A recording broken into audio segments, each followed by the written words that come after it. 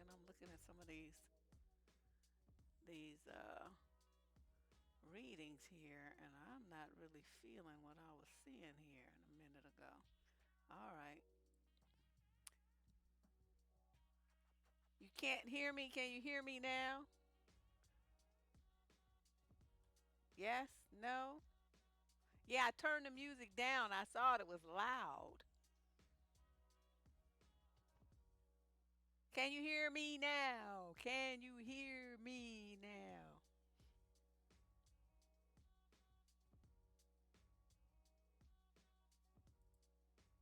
Hmm.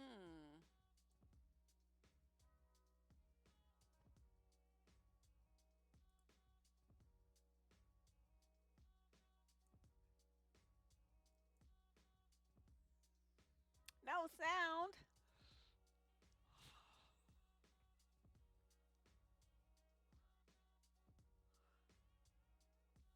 It's a little low. Is this better? Is this better? Yes? You know, something happened to my settings. I don't know what happened.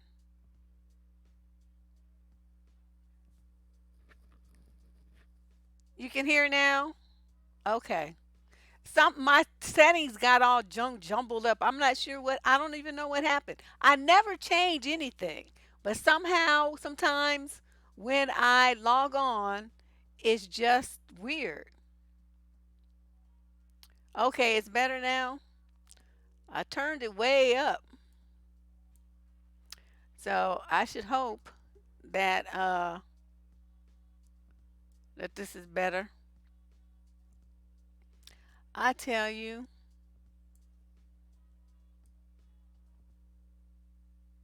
Okay, I adjusted up a little bit more. All right. Thank you. I'm glad everybody was paying attention because I'm telling you, what a hot mess. Yes, I had a great Christmas. Saw a lot of people I hadn't seen in a long time, and a lot of little kids running around making noise. Ooh, I don't have the nerves for that. All you people that have like a bunch of kids or a bunch of grandkids, you get all that because I can't do it. I was just like, oh my God, it's just too many of them. Now I understand what my grandmother used to say because she used to be like, she used to get like, you got to remember she had 12 kids, right? 11 of them lived, and they almost all of them had like a goo of kids plus grandkids. And okay, so everybody would descend on her house for the holidays, and my grandmother would be like, y'all moving too much, sit down and get still. And little kids, we didn't understand that. But now that I'm old, I totally get what she's talking about. No, I was good. I said, that it was like the day of supposed to be Christ's birthday. So even though I'm not religious, I would have been like a little bit respectful of other people's beliefs. So I was good. I didn't cuss out. I didn't say not one cuss word the whole day. I was really, really good. But I'm gonna make up for it today. So let's get started. For those of you who just wandered in and you aren't sure where you are, you saw that it was a live stream open and you just decided to pop on in. What we're doing is every Tuesday we come get together, which we didn't do yesterday because it was Christmas, and we're not gonna do it next week because it's gonna be New Year's. But so these 2 weeks is gonna be on Wednesday. But it's called What the Fuck Tuesday, and I read advice letters that people have sent into my advice column, which I have been doing since 1993, and but this is a different format. So I read the letters that people send in, and then I give an answer just off the cuff on the fly. I used to do it in a written form, but that's so passe. So passe. Now we're using technology, honey, and we are just up on the everything. We do it everything the newfangled way. So here is the column for today. Question number one. Let me see. Wait, let me see how many we got, because Van and them be keeping me on track. We have 13. We got 13 questions. All right, here we go. Number one. This is from a young female in the 21 to 29 age group from Bowling Green, Kentucky. Wow, what a name. I'm so frustrated. I think I'm losing my mind. I've been with my boyfriend for 10 years now. See, no. I have two kids from a previous relationship. I have always paid the majority of the bills, including the rent. I also do all the cooking and the cleaning. He doesn't have to lift a finger. Anyway, I've been having some difficulty lately keeping up with the bills. I asked my boyfriend to help me out a little more since I can't pay the rent all by myself. He told me since I have kids, he shouldn't have to pay more. I, of course, was hurt by this since I feel why are partners that we should help each other out. I pay all the rent, no, plus half the utilities and the majority of the grocery bill. He pays for the other half of the utilities and sometimes pitches in for food. Am I wrong? Please help. You need to give his ass an eviction notice because you know what? Okay. The money you're paying, struggling to pay all the bills. That's because you feeding his funky ass. That's because your light bill is higher and your water bill is higher because of his funky ass.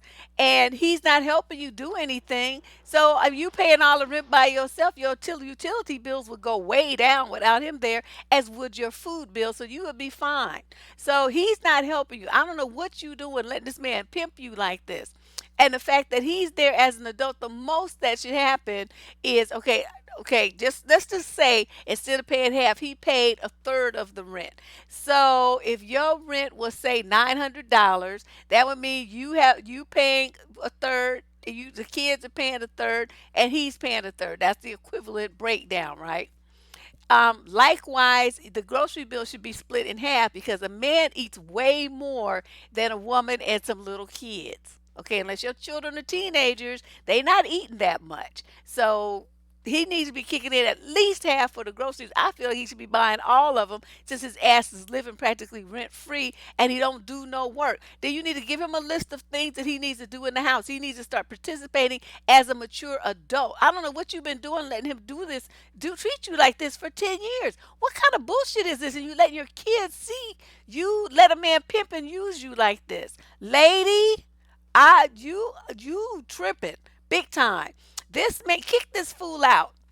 Kick him out. I just want to just kick him out, but I know you don't want to do that. So you're gonna do what I said first. You're gonna give him a list of how much money he needs to give you every month, and he's gonna pay a third of the rent. He's gonna pay half the utilities, and he's gonna buy all the food. And if he doesn't like that, then you how much money you spend on groceries? Just say it's $400 a month. Make his monkey ass give you $400 for that food.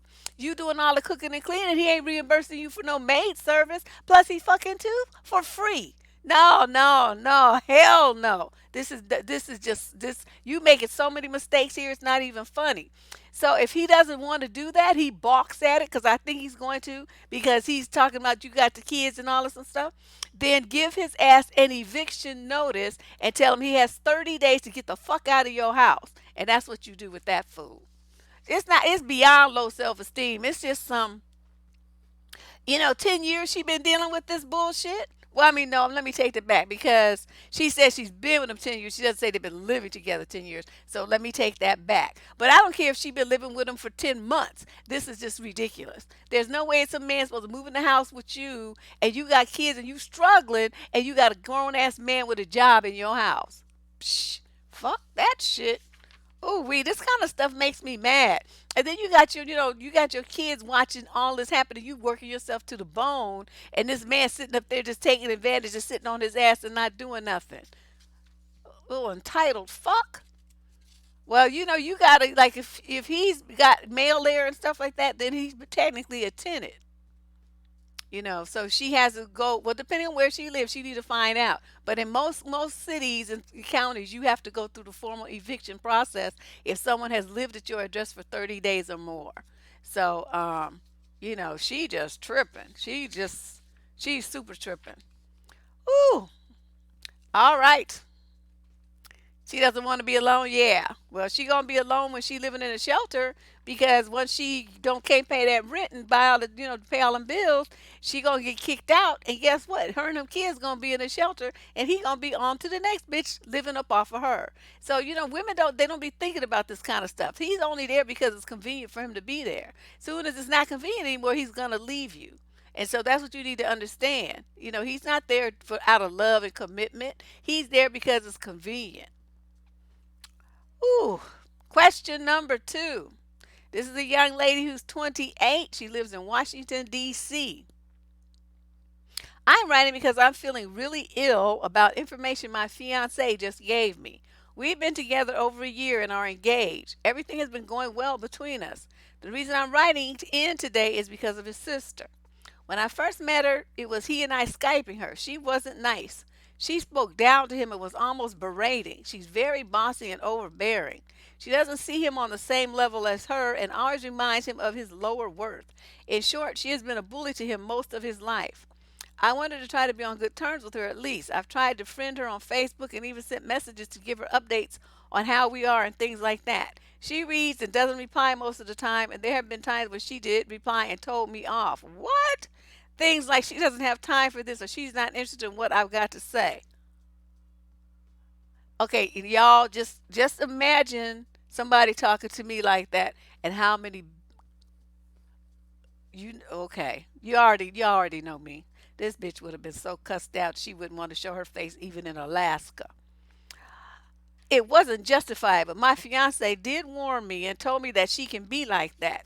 Today we were talking and he gave me new information, and truth be told, I feel sick to my stomach over it and have a pounding headache. She's 5 years older than he is. He told me that when he was 8, she would have been about 13. She would bring him into her bed and try to have sex with him. Ooh. Okay, say it with me. What the fuck? What the fuck is this? Ooh. He said he didn't understand it and was confused and ashamed. But it's made things bad for him nowadays. I can't even talk. I feel sorry for him. 8 years old, and that's his sister. That's just like the worst when it's people that you trust and they do stuff like that. And at 8 years old, he didn't know what was happening. He has a hard time not seeing sex as something wrong, and he won't allow himself to enjoy it. I knew there was something that had happened that made him that way, but I've been patient with it, and finally, he told me today. My head feels like it's bursting with this new information. She was already a bully and very difficult to deal with. This new information has made me sick. Should I unfriend her on Facebook? Well, duh. Keep away from her. My fiance tries to keep her at arm's length as it is, but I don't even want to know her after learning this. What in the world should I do, Deb? Well, well, see, what when they're little kids like that, they don't call it a pedophile. It's called incest. But you got to think back. At 13, where did she learn that from? Who was doing that to her? Okay, that's a big question too. So, this girl, of course, she's not thinking about that. She's thinking about, her fiance. But this kind of stuff rolls through families. And each generation victimizes the next. That's traditionally the way it is until somebody stands up to it and puts a end to it. So, let's say non-black men. Well, what I would do if I were you, young lady, I would send the sister a message. I would write her and say, your brother has informed me, as his future wife, uh, of his childhood trauma where you did, and say whatever it is you want to say to her. And say, as of this moment, bitch, don't you ever say shit to him again when I'm around or I'm going to kick your ass. You fucking freak. And it's like, if I even get wind of you talking to him crazy or coming at him crazy, I'm going to suggest that he file police charges on you because there's no statute of limitations on child abuse. And your ass is going to go to jail for what you did to him. Now, I don't know if it's true or not, but it sounds good, right? And as for him, he needs to get some therapy. He needs to get some therapy because I can see how, and a lot of kids, because I read all these studies, and when my mother was doing her daycare, we would go to child abuse conferences and stuff all over the country.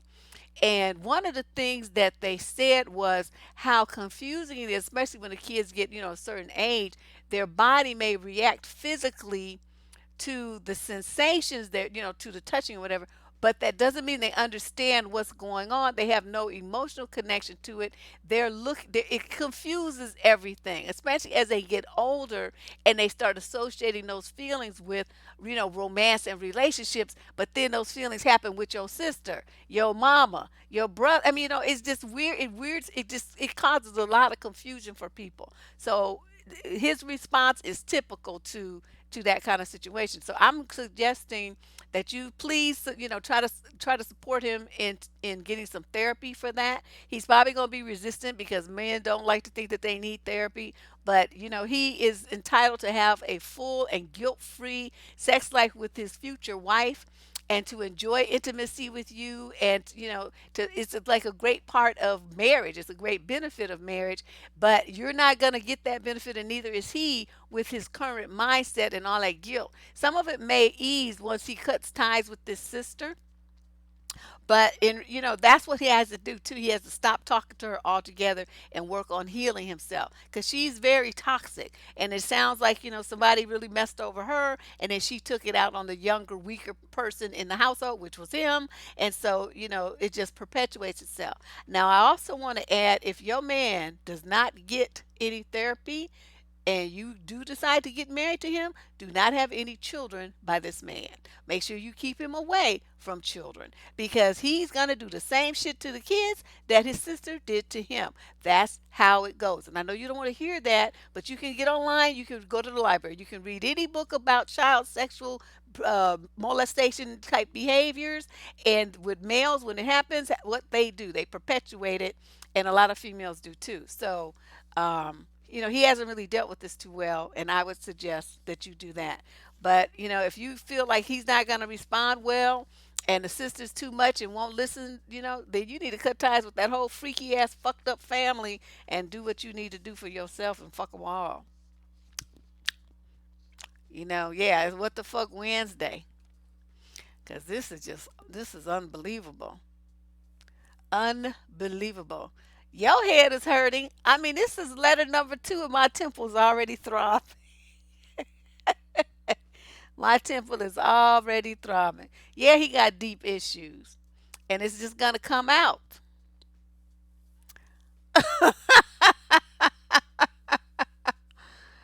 Yeah, it's just really sad, but it's just really how heartbreaking how many children, our lives are ruined at the hands of pedophile motherfucking men. You know what I mean? It's just terrible. And they just mess over, and some of like one dude can mess over 20 or 30 kids in a family, one person. So it's, this is, like I say, it's a generational thing. And you have to kind of watch out for it, and don't be overly trusting of having your little girls and your little boys around people, especially teenagers. I'm telling you, I don't have no sip. I have my LaCroix today. I didn't have time to go to the liquor store, and everything was closed yesterday. So I'm just stuck. That's all right. Okay, question number three. This is a young lady in the 18 to 26 age group from Brooklyn, New York. One of my best friends has become so close with my fiance. Well, all these people got fiancés and all these people ain't getting married. What's up with this?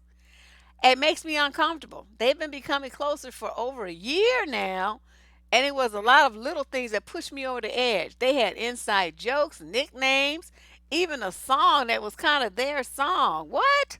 I let all these little things slide because I was glad they were getting along.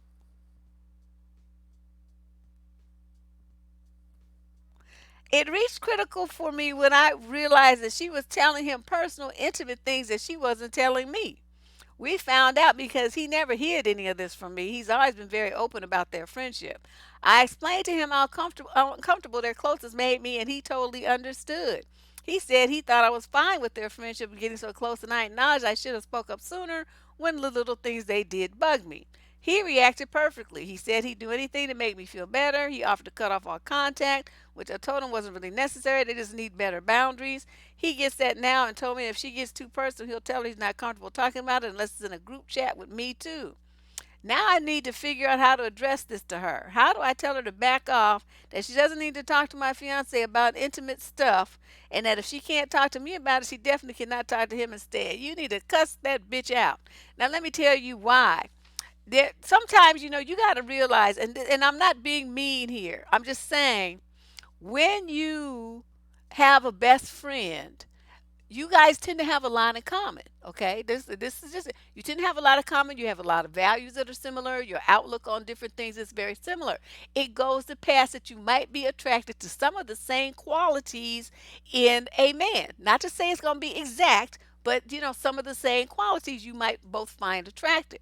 So the fact that your friend and your boyfriend and stuff get along and talking to stuff, that's to be expected. But you, young lady, fucked up, because they having a song and nicknames and all this old shit. You should have put your foot down as soon as that bullshit got started. You like, look here, I want you two motherfuckers to be friendly and shit, but you ain't having no song, and you not gonna be talking on the phone every day and texting back and forth constantly, because then it makes it seem like y'all having a relationship and I'm the outside bitch. So you need to put the brakes on that shit. And then, if that's too difficult, and there's gonna be some challenges about it.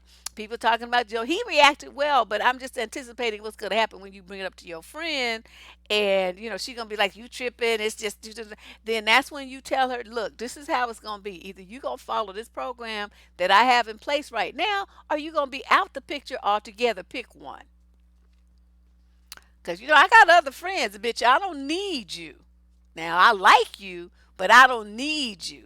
So I don't know where you think you getting off talking to me all crazy, but this is my motherfucking man. This is my motherfucking relationship. It's gonna be my motherfucking marriage, and it's gonna go my motherfucking way. And you don't like that, then I'm just telling you, that's your choice. Either you do shit my way, or you get the fuck out of my life. That's it.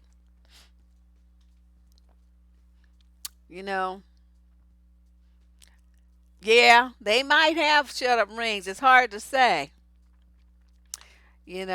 It's hard to say, because they didn't talk enough about, like this one. She didn't mention how long they had been dating, which is really unusual, because usually that's like the first thing the women mention. But she did say that he was a fiance, so she want, you know, to know that it had been getting closer for over a year, so it has to be at least, like a year and something that she's been with him.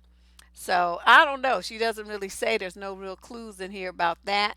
But it doesn't even matter to me. You wouldn't even have to be my fiance. I'ma still put them boundaries up. I don't like that kind of stuff. She would have got popped in her mouth. Ah, this is just terrible. Yeah, if you guys, February's coming up. Let me put my email. This is where you submit. Oops, this paper is getting in the way. Where you submit your ideas for topics. Do not submit advice questions by email. They will be deleted. You need to submit them through the advice uh, process, which is filling out a form that has a release at the bottom that you have to check electronically, that you give me permission to read the question on the air, or put it on my blog, or whatever I choose to do with it, whatever way I want to answer it, or not. But you give me the rights to do that. And so that's why I'm not going to answer. You email an advice question, it's just going to get deleted, so don't do that. So go to the top of the channel, or go to the top of the survivingdating.com website, click that button that says get advice, and then fill out the form and submit your question that way. It says email address is only for topic suggestions. That's it. Okay? Topic suggestions for February. That's what I'm working on right now. I got to come up with 28 shows. So I need all the help I can get. And don't no idea is too crazy. So whatever you think you're gonna hear about, just send it in, and then we'll pick the best ones, and then those will be the ones we do in February. All right, let's move on to question number 4. You on your third shot? Shit, I need one. I should have been at Princess's house doing the show. This is a woman. She says, my estranged father is now trying to get in touch with me. He's about 63 or 64. I don't want to talk to him. I was told his second or third wife recently died, possibly of cancer, and I hear he's apparently broken up about it. So now he's getting his relatives down south to nag my mom to get me to call him. He's trying to get in touch with me and my half sister that I've never met in another state. They are apparently reconnecting, but I think he's just thinking about his mortality and is hoping to get someone to take care of him. Do you think it would hurt to at least talk to him to make sure? Is it possible I'll regret not reaching out now that he is? Mind you, I'm 44. He's never been in my life, and I feel he's something of a sociopath. Not dangerous, but just in it for himself. I know this is a dating show, but dating isn't easy with this hanging over me. For more background, he had another daughter, as I mentioned, and a son with one of his ex wives. I don't know about his finances, but I assume he's working class as that's what my grandparents were. My mother thought that since so many of them were hounding her that he was ill. Turns out he just wanted to connect with me like he's connected with his other daughter. The last time we saw each other was his father's funeral almost 10 years ago. He blamed my mother for him being a deadbeat. He got my number then, but of course he never called. Even though Houston has had two major hurricanes during that time, I'm absolutely disgusted with him trying to call me now, but I'm not sure what to do. Okay. Um, this is my suggestion because I sense your curiosity is killing you. You're not going to be satisfied until you get some answers to some questions that you have. So, what you can do is send word through your mama talks to his relatives, right? So you send word through them that you will call him on such and such a date. In the meantime, get you a Google phone number. If you have not done so already, you're going to hook that up to your phone, and that's the number that you're going to call him from. They have full instructions because you can just select which number is dialing. Okay, from your cell phone. So it'll both of them will ring to your phone, but when you dial out, you get a choice. Do you want to use your Google number or do you want to use your carrier number? So you get to pick. So you're going to choose the Google number. So he will never have your real phone number. Okay, this is important. Number two, the word that you're going to send to his people is that you're going to talk to him, but you have, I don't know, just say 5 questions that he needs to answer first. And depending upon the answers to those questions, it'll tell you whether there will be more conversation between you two or not. Okay, so put his ass on notice. And then you work out what 5 questions you want to know. Number one, I would imagine is why were you blaming my mother for you being a deadbeat dad? Number two might be you got my number you got a number at your daddy's funeral, but yet you never call. What's making you want to call me now, almost 10 years later? So whatever these burning questions are, limited to just no more than 5 though. Okay, don't be like Well, then what about it?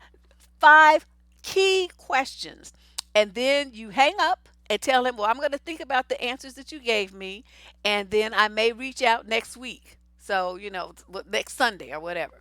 And then if you feel like it, then you call him again. If you don't feel like it, then you just let that be the end of it.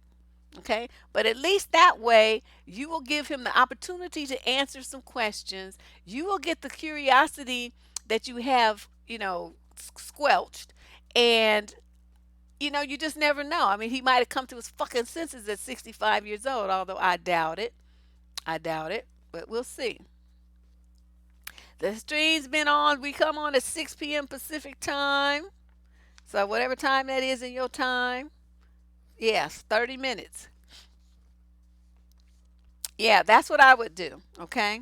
But you want to make sure he does not have your phone number and he does not have your address, because the next thing you know, the motherfucker will be showing up at your house with a suitcase talking about I don't got nowhere to live, and you're gonna feel all guilty about putting not opening the door and not giving your daddy shelter over his nappy head. So be very careful with your personal information. You don't tell him where you work. You don't tell him how much money you make. You don't tell him no personal information about yourself. This is about you getting the answers to questions from him. Okay, stay focused. Don't tell him. He's gonna be, oh, well, where you work, what you doing, did you go to school, what kind of job you got, where you live at.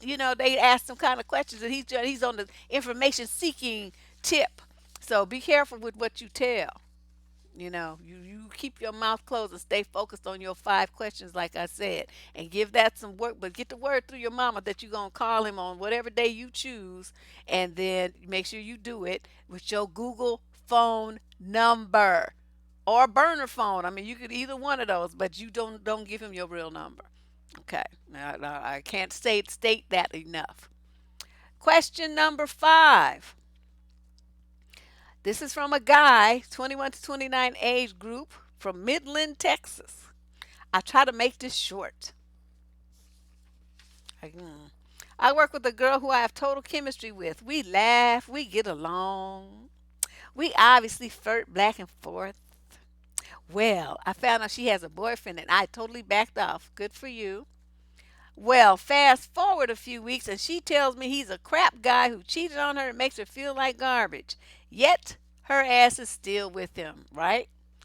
And she admitted to really liking me. Oh, really? We're both the same age, 23, and we both seem to really like each other. She tells me all the time that she wishes he were more like me. Ooh, this is a player right here. She's not a cheater, depending on how you define it. She said she only likes me and flirted, but we never got physical or even dated. And just recently, last night, she told me she likes me a lot, but I've caught the attention of her boyfriend and she needs to cut me off. She said that she just can't be the type of girlfriend who can't be trusted and she wants to make sure her relationship works. So we can only talk about work related things. Her whole family hates the guy. They all like me, including her parents and sister. Her family invited me over for Christmas. Really? And I truly do want to be respectful of her decision, but at the same time, I want to fight for her. Her stance on fixing her relationship before bailing to another makes me like her even more. She's an amazing person, and I want her more than anything. I brought her a necklace, and she wears it every day. She says she loves it, and she told her boyfriend it came from her father. Oh, but she's not the type to cheat and lie, is she? But she told me that's the most she can give me right now, possibly forever. So I don't know what that really means. What, are you dumb? You need like a smoke signal, sign language? What the fuck? Do I follow the if you love it, let it go, it'll come back to you thing? Or do I try to fight harder? Do I just be patient and hope one day maybe I'll have a chance? Should I just focus on moving on altogether? Young man, slap the shit out of yourself. What part of this do you not get? The girl's got a man who you said you caught the attention of. She could be very well saving your life by backing up. Are you stupid? Don't you know some of these men are not wrapped too tight? They will kill your ass when they think you're trying to get at their woman and take something that they feel like belongs to them. Okay, so he feels like she's his property, she's his. And then here you come bopping along talking about I'm gonna fight for her. Your ass is gonna be fighting up some weeds from a graveyard. That's what's gonna be happening to you. Leave this girl alone. Not only for that reason, but for the reason that you work together. Do you want to lose your job too? Then your ass is gonna be homeless and broke and beat up behind some stupid girl who's just playing you for a necklace and some attention. Although I have to give her credit, she did tell you that all she can talk to you about is work related stuff. But then she comes right back around and talk about, but she likes you though.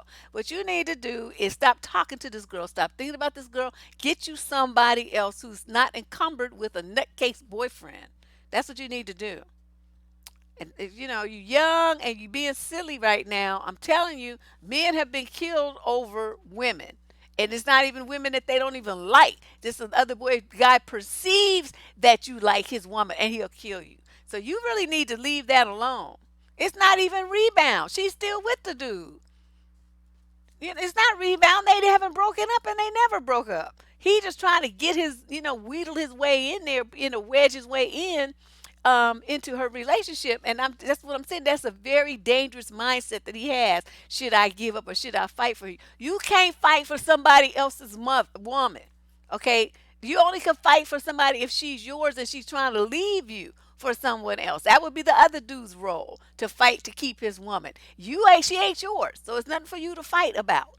Okay? You tripping. You got this all twisted up in your head. So you better back your ass down before your mama be planning a funeral and doing a GoFundMe to pay for it. Boy, you tripping. I mean, this is just really just you just doing the most. And at his job. Don't they tell these young people just, don't be, keep your hormones in check on your place of employment. I mean, I don't know any more blunt way to do it. You know, they always have these big, employment guides that say all this stuff and all these fancy legalese words. But the bottom line is keep your dick in your pants, keep your panties on, and your legs closed when you're at the fucking job. This is not the place where you get your swerve on. The end. How hard is that? That's essentially what those policies are saying. Okay, but they use too many words to say it. Male, age 26 to 35, London, England. Oh, from across the pond. I am 30. She is 27. And we have been together for 8 years. And I am financially successful, own several houses, and have been taking care of her in every way from her med school to giving her several $100s a month so she can enjoy herself with her friends. Okay. She's a doctor now and is making money, so I asked her to start buying houses so that our children have something to inherit. I also want her to be financially independent from me, so I want her to use her wages to build a real estate portfolio in case I ever die, that she is good regardless. What you mean in case you die? Okay, well, okay. She feels disrespected because she feels that isn't a team effort and that we are not working as a team. I keep telling her that I believe that a strong, independent woman is the best thing a child can for he must mean can't hope for, and that our future children are better off that way. I am from an African background. She is from a white liberal family. She wants everything to be 50-50. I want to pay for everything and I want her to build her own financial and business portfolio because there's no such thing as a sure thing in life. If she is successful, we all win, but she sees it as if I'm trying to push a wedge between us. Oh, I see what her game is. I'm ready for marriage and kids. She wants to marry and have kids, but I keep telling her we need to be on the same page financially. I earn at least twice as what she does, and I've been earning that for the past 9 years. In those years, I have managed to buy 7 houses and a few holiday homes in Morocco. I would love if she would put her salary towards building some hard assets for the kids and let me pay for everything else. But she feels like I'm telling her what to do with her money. Some advice would be welcome. This is causing a serious rift between us. Sir, you are not married. Okay, you're not married. And you have no right to tell her anything about what to do with her money. Now, you chose to put her through med school and give her money and take care of her and all that stuff. That was your choice. She didn't ask you to do it. She didn't make you do it. You did it because you wanted to. Okay, and why you chose to do it for, see, you should have been doing it for an African woman. See, this is what the problem I have with black men. It's like, you couldn't put a sister through medical school. You had to go find somebody else to do all this stuff for and to build this empire with. See, this is why I'm telling you, black men are something wrong with them. Okay, so let's just move on from that. So you want her to build her own financial and business portfolio. Well, this is her game. Everything that you bought prior to their marriage, see, she can't tap you for that. She can't get her hands on that. That's your property. So nothing about that is hers or her kids. And that's why she's balking. Because she knows if she buys something and you have any money, you invest anything in it, it's going to be part yours. And so she's only going to get to take away half of it. Trust me, her parents are schooling her ass very well. Your ass is dumb if you don't put all your shit in a trust with in your family's name so that she can't get to it and her family cannot use your back to climb up on the social ladder and have a big financial boom at the end of it. So, sir, you really need to pay attention to what I'm telling you right now. You need to consult an attorney and lock your shit up in a trust and don't tell her that you did it. Okay, this is very important. Do not tell her. So see, keep doing what you're doing and just watch. Watch what she does. So she's gonna be having her money. So you spending your money on her, but what's she doing with her money that she making as a doctor? Where's that going? So she doesn't want to buy any property because she knows if you, like I said, once you guys get married, it's gonna be half yours because she only makes like 1/3 what you make, right? So you would have a financial hand in whatever she bought, but she doesn't have one in what you bought, and that's why she's upset, talking about we ain't partners. It's like, bitch, I know what your game is you trying to play. That's why you put your shit in a trust and you don't tell her that you did it, and let's see how this plays out. Because I'm telling you, as soon as I saw that shit, I knew that's some game. That is game. And make sure your trust goes to your mama, your daddy, your siblings, not to her bitch ass. and her family. That's her family's job is to leave her some shit, not you. Don't even fall for that. If she want to buy some property and shit to leave to her kids that she has and go to her family, that's good for her. That's great. Lovely. While you married to her, you can still pay the bills and do all the shit. But all your shit is in a trust, and so it don't matter. You see what I'm saying? It won't matter. You got property in Morocco and shit. Do you rent some of that out? I want to go to Morocco, and I don't want to pay for a hotel. Hook me up. Yeah, this, you know what I mean? She won't be able to take him to the cleaners if he does stuff like I said. You know, needs to make himself a corporation, and he needs to put his shit in a trust, and then she won't be able to touch his shit. But if he, if he doesn't do no, if he goes to an attorney, all of that'll be taken care of. Put your shit in a trust, make it legal, binding, and make sure whatever you need to do, because he's in London. I don't know what the laws are over there about this kind of stuff, but I know about trust and shit is the same everywhere, and it's not part of a divorce. It's for whoever the trust is held in honor of. Thank you. Rena gave me some tip money for my drinky drink. Yeah, dude about to get took. She thinks she's slick, but he had enough sense to write to me.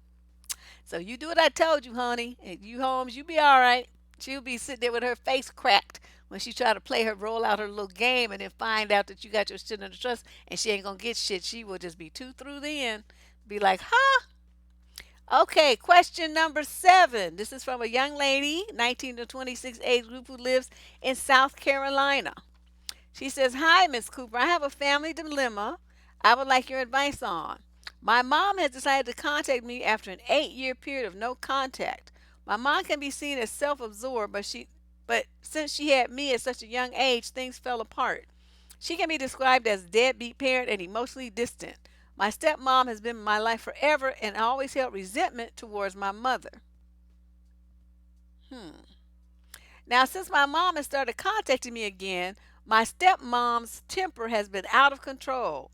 She's pressuring me to lie and to tell my mother that I don't think she deserves the title of mother and that my stepmom does. My stepmom wants me to call my mom by her initials, a thought that I despise. The only reason I don't like this is because my stepmother is an emotional abuser and I think she's a narcissist. I never liked her and I still don't to this day. I remember as a young child, one of my greatest desires was to finally have a real mother and daughter relationship with my biological mother. And it seems like now this is becoming a reality. What should I do? The situation has been bothering me severely. Girl, you need to snap out of that coma you in. First of all, you described your mother as self-absorbed and a deadbeat parent and emotionally distant. So with all of that in mind, that's the reality of who the woman is that birthed you. What the fuck are you coming down here and creating this magical relationship of a normal mother daughter relationship? You're never going to have that with somebody who is emotionally distant and a deadbeat. That's not going to happen. So you setting yourself up for major disappointment and a crash and burn with these crazy fantasy expectations of this woman. Just because you slid out of her uterus does not mean that you have any special tie to her. Now she's trying to contact you after 8 years. I'm gonna follow the advice I gave the other lady. The same thing. Tell her that you have 5 questions that she needs to answer, and then depending upon those responses, you'll determine if you want to have a relationship with her, which will be a friend only type relationship, not a mother daughter relationship, because she hasn't been there and she has no right to try to tell you, guide you, show you nothing, teach you nothing except how not to be a mama, which is the only example that she set for you.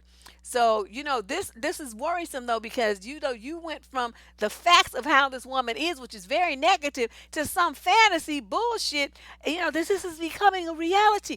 The hell it is. She's the same crazy woman that she always was, and you're gonna find that out. People don't change. Whatever way they are by the time they're about 20 years old, they stay that way for the rest of their life unless they make a concerted effort to change. And most people, if they have some kind of, if they're that distant from their child, it never happens. The most they can do is be cordial friends, and that's just the way that it is. because both people are going to have, that parent has their own issues, and then that kid is going to be full of resentment and confusion, and it just makes for a big mess. So you're not going to have that kind of relationship with your mother. It doesn't sound like you're going to have it with your stepmother either, because she's emotionally abusive and a narcissist. You don't even really like her, but I tell you what, she's the one who raised you up and took care of you. Okay, so she deserves points for that. She didn't have to do that, but she did. So, you could sit down with her and tell her, I'm not going to call you mother. I'll call you whatever you've been calling her. And, for me, mother is the one who birthed me. Now, I love you. We are great. I appreciate everything that you've done for me in my life. I don't hold any ill will or grudges towards you, but I'm not going to call her mother, and neither am I going to call you mother. So, everybody's just going to be called by their first name. And I hope that's good enough. So that would be my suggestion for you. And I know I was all over the place, but you need to, listen to that again and take notes, because this you doing too much. You really need to check your fantasy level here. It's way off the chart. Yes, I tried to tell it like it is. It's just like, man, these kids, these youngsters.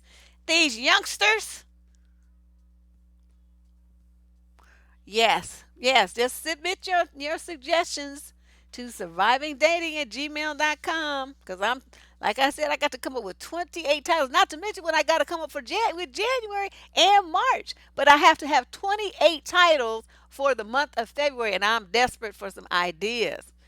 This is the third year of, the February, so I'm getting in a crunch now. All right, female, age 36. She's from somewhere in Texas. She don't say where. I've been with my boyfriend for close to 16 years now. We have a kid together who is emotionally unstable at times, so I feel like I have to stay in this relationship because she won't be able to handle the aftermath of a breakup. So just a quick breakdown of why I want to possibly leave or just need a break.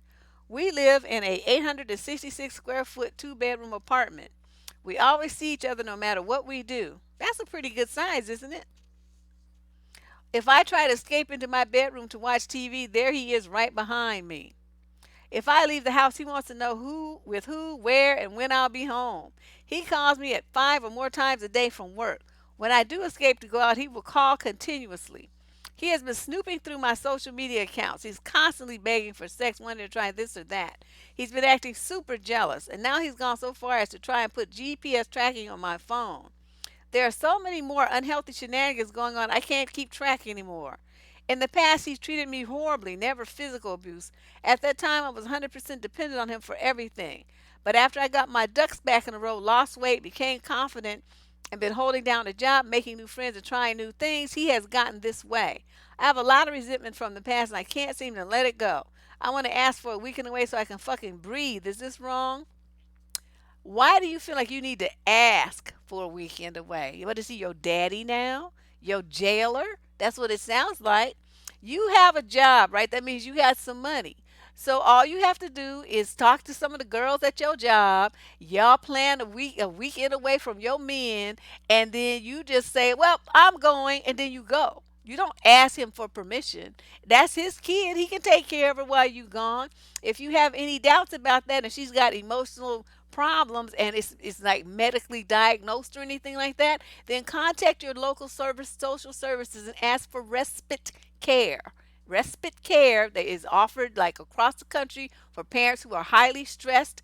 They give you either so many hours or a weekend, a month, or whatever. It depends on the program and what you qualify for. So do it now so you get, they can process your paperwork and all that stuff before you plan this weekend away. And you take your daughter over to the caretaker's home, or whatever, the respite care person's the facility or whatever, and you put her there, and then you go, and then you come back, you get it. They're licensed, they have bonds, they have insurance. I mean, all the stuff, everything's legal and right and proper. And then you pick your kid up, and then if they put her in a place where there's going to be somebody who's trained to deal with people that have emotional issues like she does. Then this other thing that's really bothered me is, why is she emotionally unstable? It could very well be because of her daddy. So, you're not really telling me enough information, but that's what came to me. It's because of that motherfucker that she's got like this. So you never know. She might calm down and be just wonderful by the time that she's away from his ass and not have any emotional problems at all. But you don't ask a man for permission to go anywhere. You're not a child. You have a job. You have some money. So go where you want to go and just tell him that you're going. And when you get there, turn your phone off. And then when you get back, you'll be back. And that's just it. And he can call until his fingers turn into bloody nubs. And he won't get you if you turn your phone off and do what I told you. These men be too much. Well, if he even works, she said he calls her 10 times a day, 5 times a day or something. I don't know if I wouldn't answer. First, you get one call. Every other time you call, I'm not going to answer. This is a woman who's 36 to 45. We're on question number 9 of 13.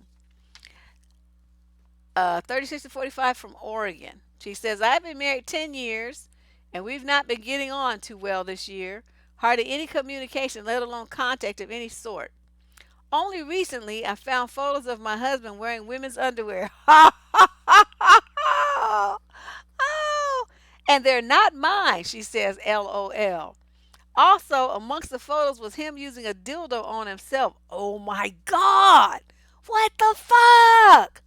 Oh!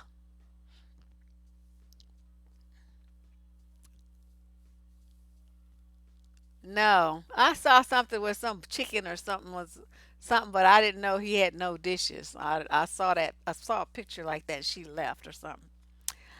He used a dildo on himself. I can't confront him because I feel sick to my stomach.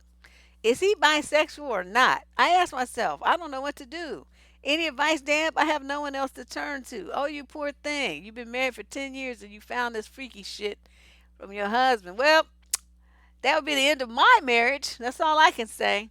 I know a lot of people like, you shouldn't be all like that. People have their little fetishes and whatever.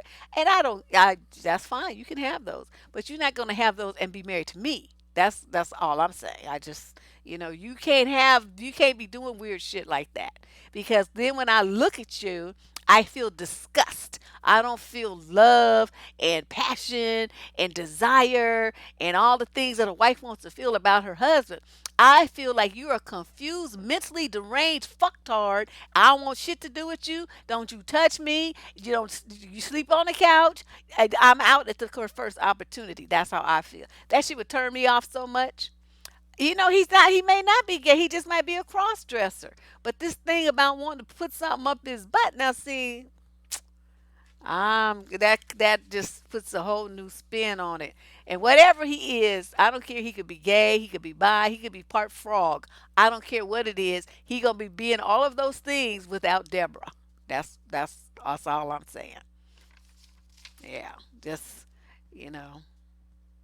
I would flee. You don't know what else to do. You know what to do. You just scared to do it. But hopefully, you will get your courage up because it's no use in being married 11 years to some crazy shit like that. It's just gonna go downhill. That's not the kind of husband you want. Like I keep telling you guys, every show I have to say the same thing. If a man is not giving you the relationship that you want, you leave. You end the relationship. That's it. And there's no way in this world you could be getting the passion and the desire and the focus and the attention and all that stuff that a woman wants from a man when he's looking at your underwear trying to imagine how he looks in it and how he gonna be prettier in it than you and sticking stuff up his butt and all this old shit. Oh hell no. I'm a pretty liberal person, but I have like my boundaries and that crosses them. That's one of my insults when I tell a man he's a pink panty wearing little piss fuck. I'm just, then I'm gonna be laying up next to you and introducing you to people as my husband, knowing your ass got some lazy pink panties on under your suit. No, we ain't going there, Holmes. We ain't going there. Now he got to go. He got to go. I can't do that. People are like, well, you need to be more tolerant. No, you be tolerant. Shit, you be tolerant for both of us. I don't have that gene. Yeah, he gonna be wearing her earrings and her necklaces and her high heels and everything, squeezing his giant feet in her shoes, stretching them out. No, I'm like, that's you just doing too much. Whew. Question number 10. Yes, lady boss. Just girl, just make even like triple the number of exes. Cause dude, ooh, my temple is throbbing. These people, something wrong with them. Yeah, he is, but I don't care what he's stimulating. He's not stimulating anything on me, and so what's the point? Ooh, I need a drink. Question number 10. I've been with my amazing boyfriend, who's 22, for 2 years now. I'm 19. I love him to death and I couldn't think of being with anybody else. We met through a mutual friend and started hooking up. Next thing you know, these hookups turned into something more serious. We never discussed what we were, but I thought that we had an understanding that we were dating exclusively. Oh, people thinking is always the problem. Come to find out, he's been stringing me along while hooking up and talking to this other girl as well. They had a thing before we did. However, I did ask him before if he was involved with anybody else, and he told me no. When I found this out, I told him he either had to choose her or me. So he tells me that he chooses me. After 2 days, boom, we're in a relationship. I lay some ground rules and tell him that he can stay friends with her as long as she stays just that. Oh, well, see there, you made mistake number two. I found out that they're still texting every day and flirting. Then I talked to him and tell him I feel uncomfortable with this. And she says this girl's manipulative and preys on my boyfriend's weak links and makes him feel bad so he can continue talking to her. So see, she's putting all the responsibility on this other woman, typical, instead of on him for choosing to do what he's doing. Anyway, long story short, we constantly have arguments about this girl, and I feel like she's disrespecting me and manipulates him and blah, blah, blah. And he says he's not the person to burn bridges. From a bigger picture, he did choose me over her and I won. But it doesn't feel like that. I somehow still feel inferior to her. Somehow he always ends up talking to her. It scarred me real bad. This is my first real relationship. Okay, this has hurt me real bad. So when she found him, he found that he was FaceTiming her or something. And it's her, and now I feel so betrayed. I barely eat now, and I cry often. I've told him multiple times I don't want them in contact with each other, and he keeps telling me it's nothing, which may be true, but if he respects and loves me, he should be able to do something simple that I asked for. He keeps apologizing, meaning that he was dumb for doing so, knowing it would hurt me. He tried to show me more affection, but I just can't stop thinking about what happened. It almost feels as if I was pushed away by that. I don't know what to do, and I was hoping you could help me out. So I'm writing to you. I'm so desperate. You're not desperate. You're just young and dumb. You're 19. It's your first serious relationship, and it needs to be the first, like the relationship that you used to be in. This boy is not gonna stop fucking. He was fucking around with this girl before he met you, right? You assumed without having the conversation, without setting out ground rules of what each one of you wanted and all this other stuff. You assumed that you had a boyfriend, which really had was a fuck buddy. That's all you had. So he tells you that he chose you, but he's still keeping the other woman around anyway. So he just gave you lip service, and you bit. A man chooses you by his actions, honey, not his words. And his actions saying he hasn't chosen you. He hasn't chosen her either. He just bouncing like a ping pong ball back and forth across the table of where you are and she is, and you are and she is, and you are and she is. And he just having a good time between both of you being weak about his ass like he's the only motherfucker on the planet. I don't understand what's so great about this dude. He sounds like a knucklehead. And he keeps apologizing. So by apologizing, you keep listening to these words and you're excusing his behavior, even though it hurts you and stuff. You ain't gone nowhere. So he can just keep telling you all these words and he still keep bing bing bing bung bing bung because you're not really to take any action. So what you have to do is make a decision. These are your two choices that you get ready to think about. A, do I want a relationship where I share my boyfriend knowingly with another woman? Or B, do I not want this kind of relationship because this is against my value system? Therefore, I'm going to let this hot mess go and I'm going to find someone who has values similar in morals and life goals and things similar to my own. So that's the only decision you have to make. Do I stay with the hot mess that I'm in now or do I leave and try to find something better. Those are your two choices. So I can't make up your mind for you. I know what I would do, but you have to be the one to make the decision about what you want to do. And unfortunately for a lot of young women, you're gonna stay in there as long as you can. You're gonna stand there until he just rubs your face in the dirt and you walk in on him fucking the other woman or something like that, and then you're gonna still want to stay with him and make an excuse like it's her fault that she manipulated him and all this old stuff. I just can't. Yeah, it's just gonna get worse. All right, question number 11. Oh, this is a young woman, 26 to 34 age group from Milwaukee. I need advice desperately. My ex left me for another woman nearly 3 years ago. It wasn't a good marriage, and in hindsight, he treated me awfully the whole time. I met a guy 6 months after we split up. Not at all my type, and he's very self centered, controlling, and I don't feel he could ever be trusted. I saw him 6 or 7 times in total, and we always had sex. The sex was all about him. It was rough, and I never felt it was anything more than that. I went on and met another guy about 2.5 years ago. He's the most lovely guy I could ever ask for. He's very attentive to me and treats me fantastically. I've never had any reason to doubt him, and he moved in with me and my children 3 months ago. They adore him, and we are really happy as a family. The sex is lovely too. Here's the problem, though. Stupidly, I've stayed in touch with the other guy. Okay, now keep it. This is the one that she describes as very self centered, controlling, and that she could never trust him, and he had rough sex. Okay, this is the one she kept in touch with. Only via text. But I really valued him as a friend. We were a great support to each other as we both separated at the same time and have followed a similar journey. His wife left him and moved out with the kids, and I can't imagine why. So, how would you feel like he's a great friend? I'm confused.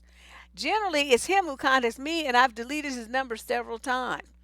Anyway, I dropped a Christmas card at his house a few days ago after he sent me one, and he invited me in. Okay, what? You don't know how to put a stamp on an envelope?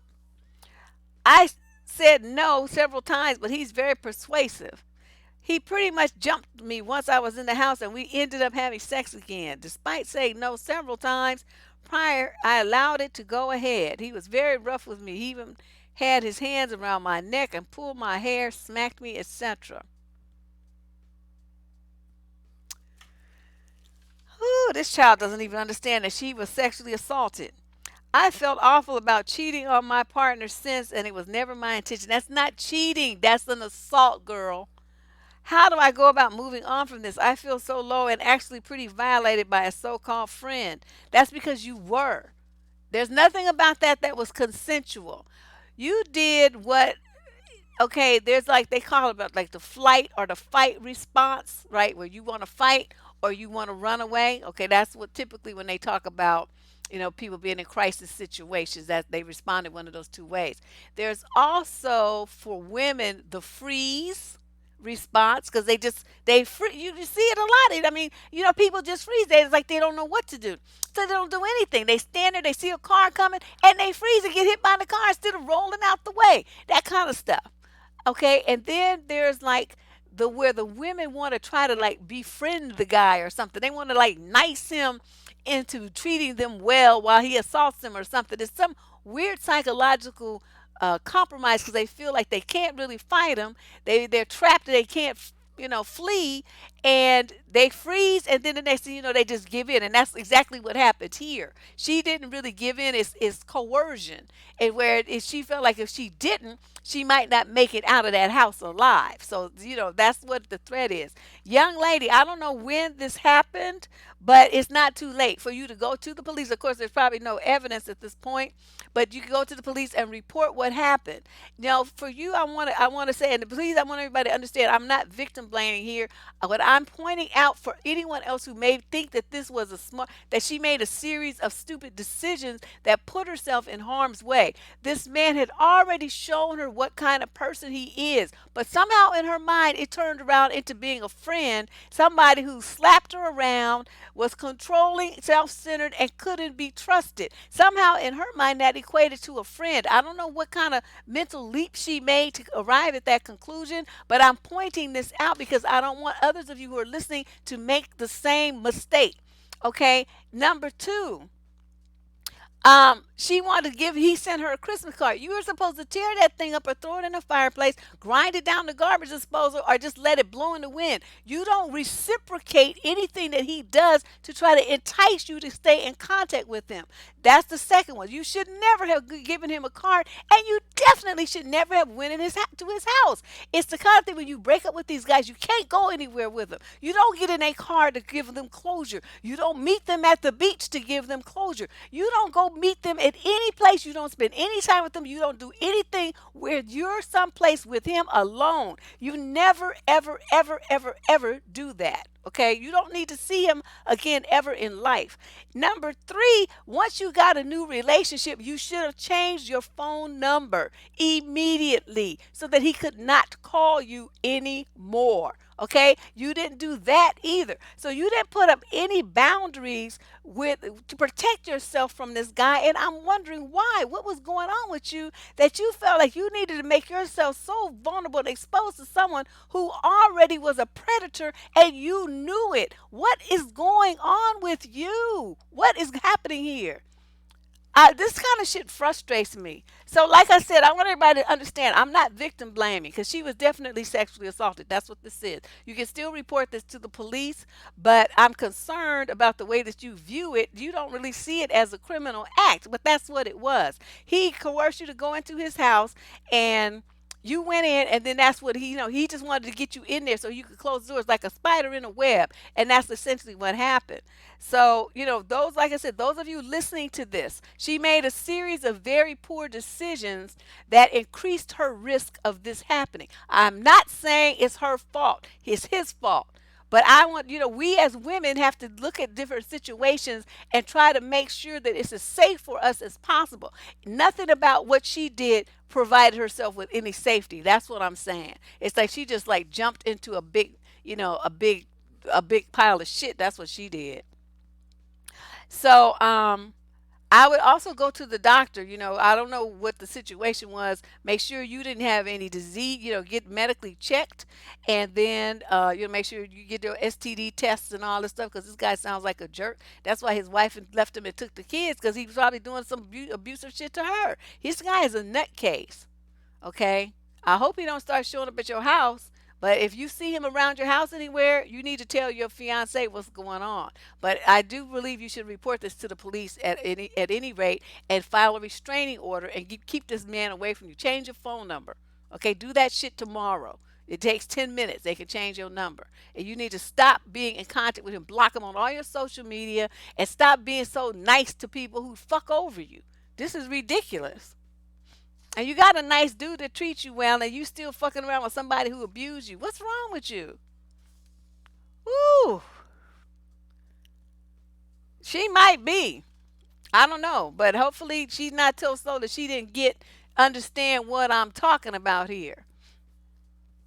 Well, once you report it to the police, they usually refer you to a counseling center and a crisis center, whatever, and they do at least a few sessions of therapy with you. Because once they start hearing her talk about this, they're gonna understand that she needs some help. She's got some serious issues. Yeah, you guys got to get them Google numbers. You got to get your Google numbers. Shoot, I have three now.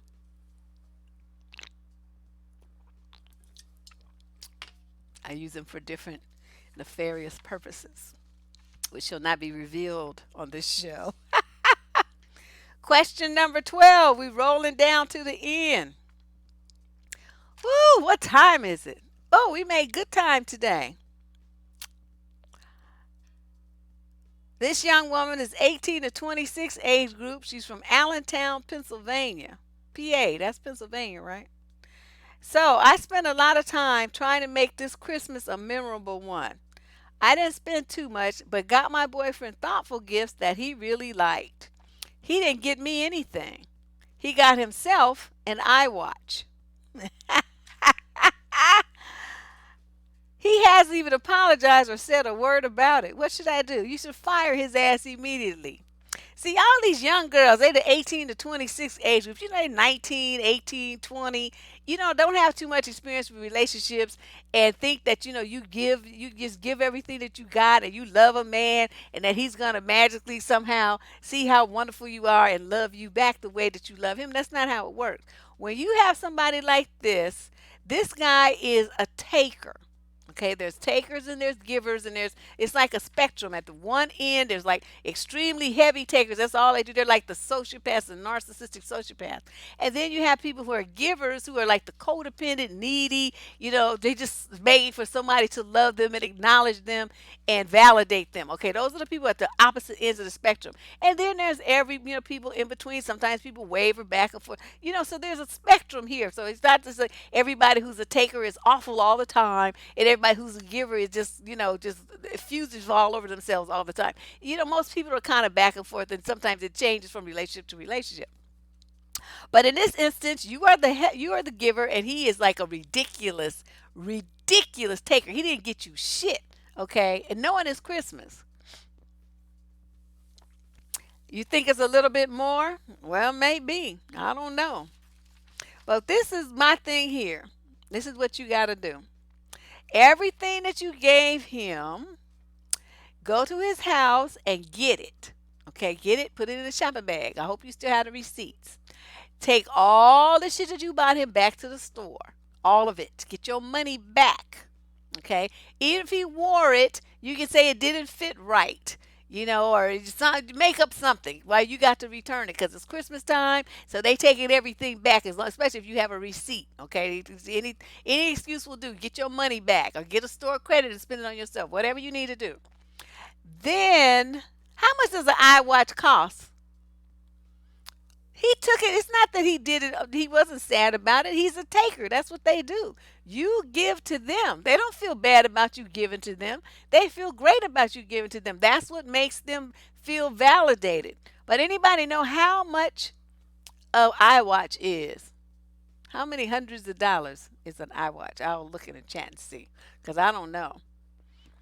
And he hasn't apologized, hasn't said a word about it. Well, what? Yeah. So get your money back, and then you need to break up with him. That's what you need to do because this guy is just too much.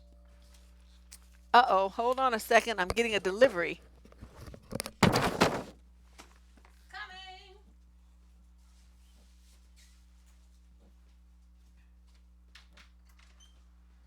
Hello. Yep. Thank you.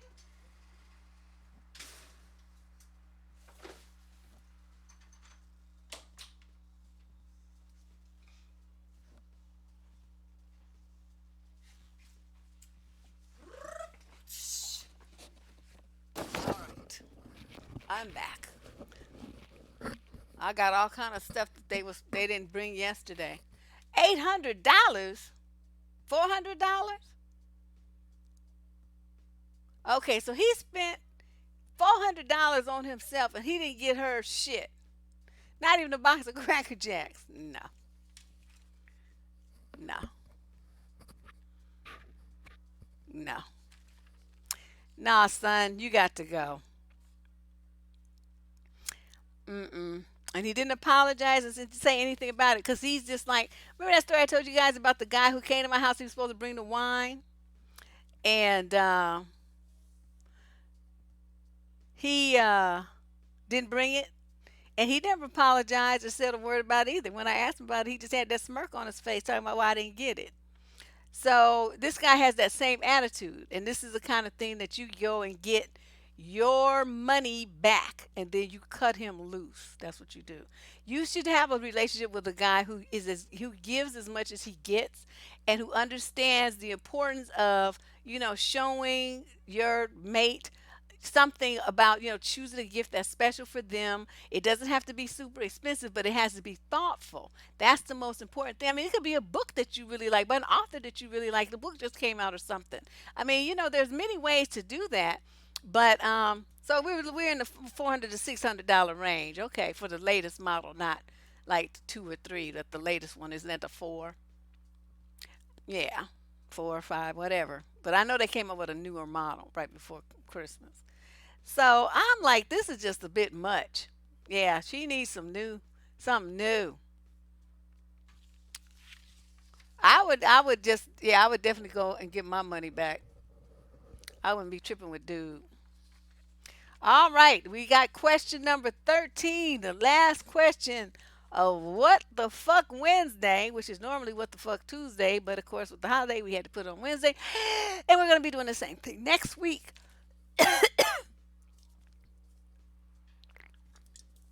It'll be What the Fuck Wednesday next week as well. Well, yeah, most men, like when they come in, they want to make a good impression, right? So they're just doing extra stuff because they really want to impress you. They want to get you on their team. But this guy don't give a shit. He just out with his hand out, and most likely went around. Probably got several women that he did that with, and he just collected gifts from all of them, and he didn't give nobody shit. Nah, son. He wouldn't even have left with the gifts if he came over and got some gifts and he didn't give me shit. I've been like, give me my shit back. And like, well, that's you supposed to giving gift from the heart. It is from the heart, but since you don't have a heart, then you don't get nothing. So fuck you. Mm-mm. A couch twerk. Oh, this is too funny. 529. Okay, so he spent between like we said the range is $400 to $600 on himself and didn't get his girl nothing. Nothing, not even a little bracelet.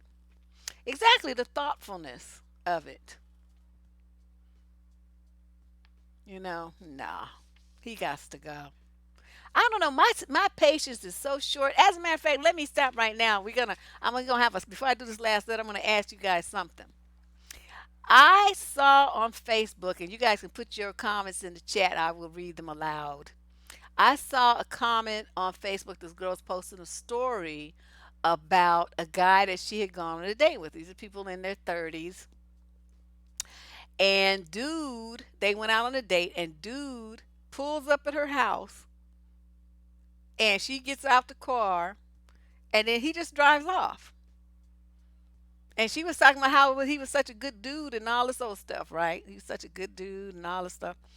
And I'm sitting there and I'm looking at that. So, on all these things, women are responding. And they're like, well, you have to, train a man. You have to, teach him. I would tell him, you need to walk me to the door and you need to do this and that. And I'm looking at this, right? Like I said, these are people in their late 30s.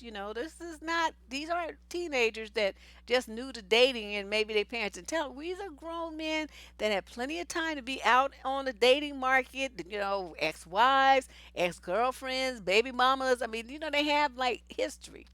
So I'm looking at all these women's responses, right? And so I'm like, no, dude would have to get fired. That would be fired. And they're like, well, but he could be, it could be saved. You could just train. I said, okay, so let's just say you told him that. And because this girl said she told him and then he forgot one more time or something, but then he was doing better after that. Okay, so she had to tell him that he needs to do that.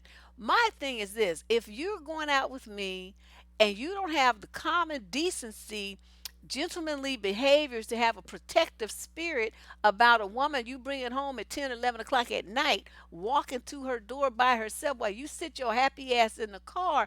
I mean, even if she had like kids and she didn't want noise at the door to wake the kids up or something, because this is what one woman said was her excuse. I said, no, that's bullshit too.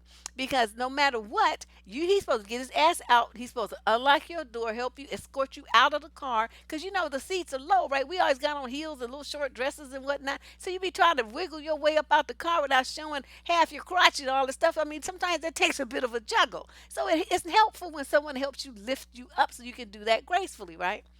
And then, and even if he didn't walk her all the way to the car while they had their goodbye closure conversations, I'll call you, all that stuff, do that at the car. And then, nigga, you stand there on the passenger side facing where she's going.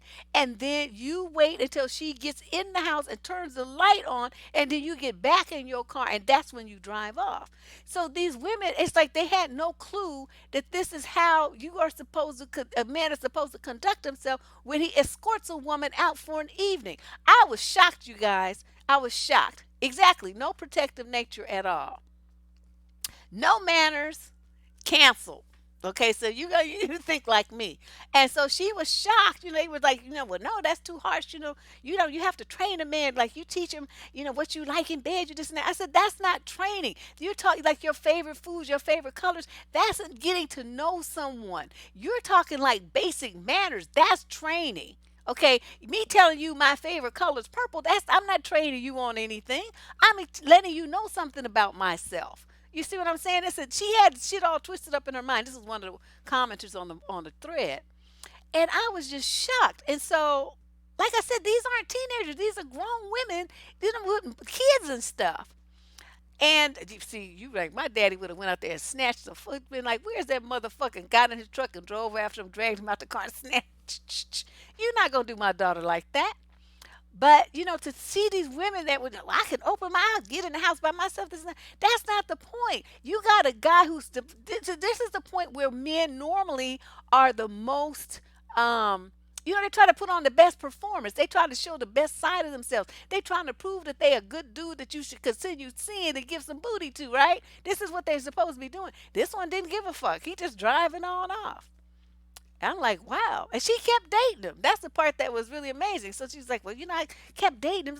I said, okay, so you limped along with this relationship until it just became just far too obvious that this guy was a knucklehead, and then you finally broke up with him with the handwriting was on the wall from day one. See, it's like people don't see, I don't know, they don't see stuff. They don't understand what they're seeing, I'm guessing.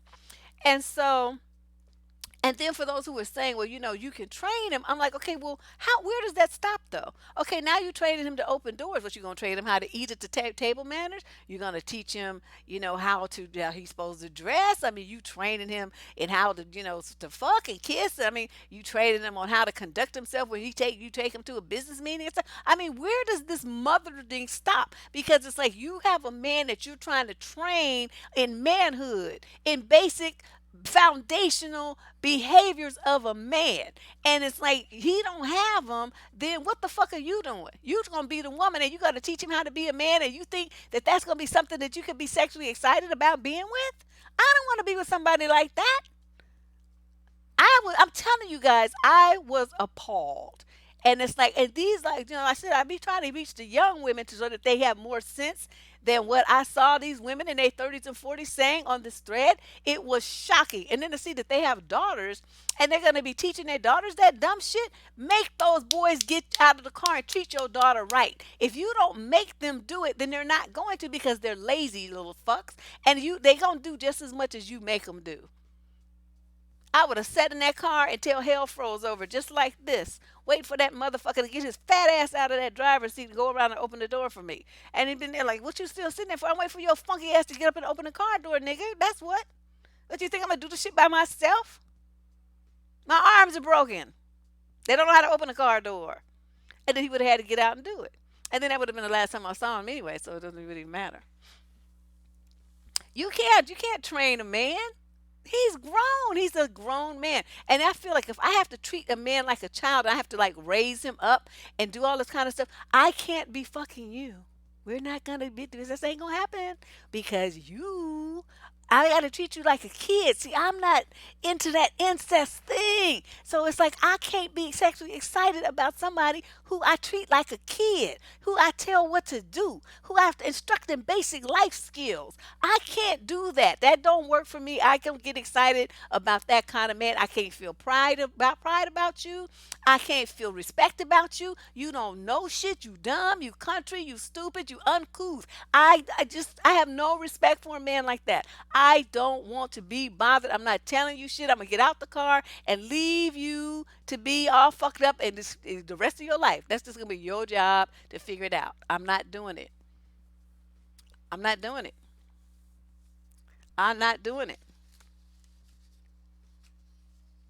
Ugh, these guys are just gross. But you ladies need to raise your goddamn standards. That shit was ridiculous. You don't throw somebody out the car like they like litter. You know how you chuck shit out the window when you hope nobody's looking and you keep driving. That's how I felt like he was treating her. You know, she just get out, slam the door. He just and she's still standing at the curb. Nah, nah, we can't do that. Okay, but I just wanted to throw that out there. Yeah, they accepting dust, but you know, you are still single because you know there's no respect for a man who acts like that. I mean, how can you love somebody who treats you like that? And you have, you know, I just would just be, I so turned off. So yeah, he would have got ghosted, dumped. Like, don't ever call me again, lose my number. He something along those lines. If I said anything, but usually in those situations, I'm disgusted. I don't say anything.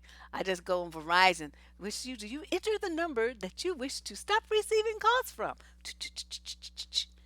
Okay, end. That's it. 44 years old? Mm-mm. See, no. All right. So let's go on and do the last letter. And let's hope that we all can then hit our drinks and make the rest of our evening better than it has been so far. Oh, okay. This is a young lady, 19 to 26, from Houston.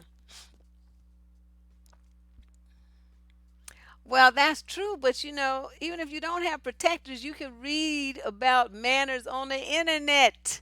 There's no excuse. I know what you're saying, but I'm saying there's no excuse because there's anything that you want to know, it's on the internet these days. You don't even have to leave your house. You used to have to get up and go to the library. You don't have to do that anymore. You can go search for shit online. They even have online libraries, books on tape. I mean, all kind of shit. You have options now to learn anything that you need to learn. Foreign languages, how to build a ship, how to repair a toilet, how to, paint a house. I mean, everything is online now. So anyone, any gentleman who wanted to learn how to be a gentleman can look it up on the internet. They probably have some shit on YouTube. So the same with women. You want to know what kind of behaviors you should be expecting from a man who wants to call himself a gentleman, or if you want to call yourself a lady, there's certain ways that men are supposed to treat you and act towards you. So, if they don't do that, then fuck them. You go uncouth motherfucker. I can't be bothered. Okay, last letter. Female, 19 to 26, from Houston. For the past 2 months, I've been talking to a guy from my job in our Facebook private messages. He's a deputy and I'm a civilian employee at the jail. I've had rotten luck in the past when trying to get to know a guy because before making it to the first date, the men I've spoken to all try to sleep with me. Well, of course they do. They're trash. I always move around, and while I know that I make smart decisions, it still chips away at me a little bit. I always move around. I wonder what she means. Literally? Like move? Anyway, this guy I've been communicating with has expressed his desire to take me out on a date. And he has not once said anything out of line. He's nothing but respectful towards me. Okay. I've also taken it upon myself to ask around to get an idea of his reputation amongst his colleagues. I've been waiting for him to ask me out on a date, and while he technically didn't ask me, we set up a date. Well, how does that work? Okay, let me, I guess, just explain. In conversation, I mentioned how I was going to go to the movies, and he asked if he could accompany me. Oh. Christmas Day came, and I got dressed up and sent him an attachment of the movie times for the movies we were interested in seeing. He responded, letting me know he was going to let me know when he was wrapped up visiting his folks. He never did. I finally sent him a message at 9 p.m. asking him if our plans had changed, and he told me to go ahead to the movies without him because he wasn't done with the festivities with his family. I completely understand that. However, I was very upset that he didn't say anything about our date being canceled. I went to the movies alone because that was my intention anyway, but I waited until very late at night to go alone, thinking he was going to go with me instead of going during the day like I originally planned. Admittedly, my feelings were also hurt. I'm sort of frustrated with the men in the dating pool. He is a really sweet guy, but I really hate the lack of communication. It makes me feel like I'm hunting him down, and I definitely don't want that. Am I being too dramatic for being upset? Yes. Oh my God, fucking God, there's no date here. Where do you get that from? You said you was going to the movies. He said, "Can I go with you?" Okay, that's not a date. That's just, I don't even know what that is. It's nothing. I would have told his ass no. I'm going to movies by myself. I'll catch you on another time. Because this is the thing. See, by saying yes and appearing all anxious about it, you have now communicated. You calling him about what happened and all this old stuff. You communicated desperation. That was the last thing you were supposed to do. But you were supposed to set a time. Okay, well, I'm going to go to the movie and see the blah, blah, blah show. And, you can meet me there or not. But either way, that's what I'm going to do. And then that's what you do. And then when you go to work the next time, you or whatever, you tell him about the movie. You don't wait for a man. You had your plans. You need to stick to your program. How many times have I said this? You had a plan. You should have stuck to it. He wanted to come with you. You don't change what you're doing to accommodate him. He's supposed to change what he's doing to fit your program. See, you got the shit twisted. Somewhere in there, you confused. Got confused. Now, you said he technically didn't ask you. You set up a date. No, you didn't. He never said for sure that he was coming. He never said that. I'm reading everything that you said. He said that he was letting you know he was going to let you know when he was wrapped up visiting his family, but he never did. Oh, see, because everything, his contact was hinged upon external situation, which he had no control over.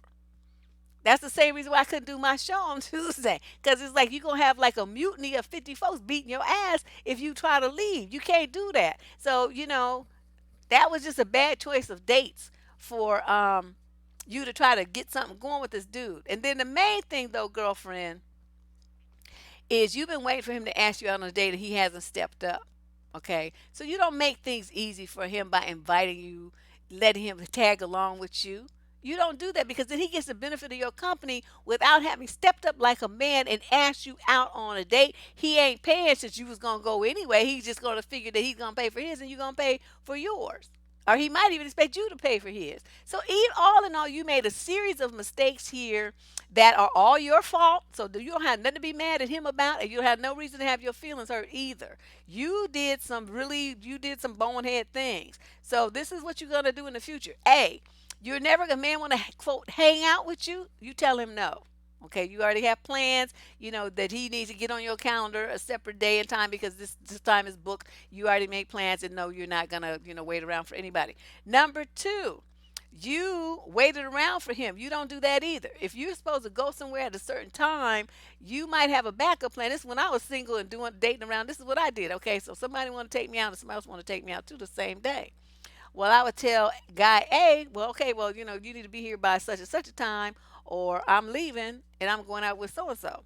So then so and so would be on cue. It's like, well, I already have a commitment, but he's so flaky. Is that okay, or would you be okay with being the backup plan? Then most of them will say yes, because then, well, yeah, I'd rather be with you than by myself. Blah blah blah. So when dude number one was late, do number two, and since he was waiting, right, he'd be at your house in like 5 minutes because he's like right around the corner waiting for the call. So he's there, he scoops you up, and you go on to the date. So by the time Mr. Late show up, you already gone. You don't be tripping about what he's doing. That's how you do that. Or you go with your girlfriends. I mean, whatever you do, go with your mama. I don't care who you go with, but you have a plan that you execute that does not involve him at all. You do not wait for a man ever. Ever do you wait for a man. Never, ever do that. So you put your whole life and your whole evening on hold waiting for a maybe, but that a man never promised you, he never committed to anything there. It was all contingent upon what else happened. And you took that to mean that you had a date, and that was incorrect interpretation of what he said to you. He did not make a date. And if he doesn't make a date, then you need to stop chatting with him. Cut that way down. You're spending too much time, your single dating time, chatting with his ass. So it's like he's getting the benefit of getting all this intimacy with you by not even talking to you on the phone and not going on a date with you. You just typing and telling him all the stuff about yourself. And, these are things that you should be telling him on a date.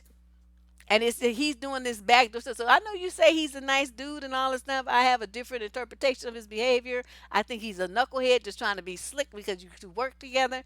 And so he's trying to do his shit on the under. But my thing is, if he doesn't ask you out, he does not step up to the plate, cut him off. Put his ass on block. You're on Facebook, you can block people. And if he asks you about it, say at work, say, I got tired of chatting. I want somebody who's going to, move things along to the next level. I don't feel like chatting and typing and wearing my fingers out all night on somebody who, is just playing around. And then you just ghost his ass. Leave and just let him, do what he's going to do. So,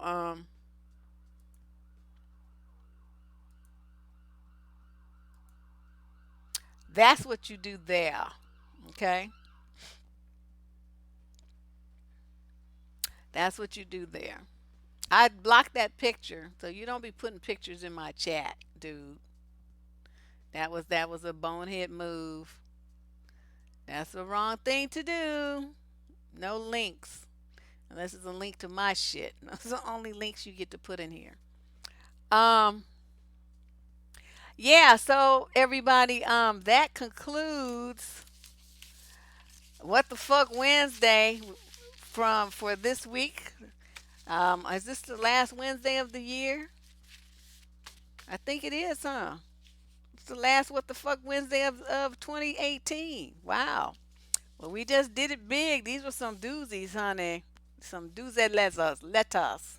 But I will be back tomorrow because tomorrow I want to talk about something else that I read online, and it concerns teenage girls. So we're going to be talking about that. So if you are a teenage girl, or you are a parent of a teenage girl, or you are a brother or a sister or an auntie or a grandmother of a teenage girl, please listen in tomorrow because this is very important to try to get girls on the path to finding their voice. And I'm finding that a lot of socialization of young women starts early, and it's all kinds of fucked up, and people don't even realize the messages that they're sending to little girls. So we're going to be talking about that tomorrow. Yes, control your thirst. Lady Voss is a hot mess.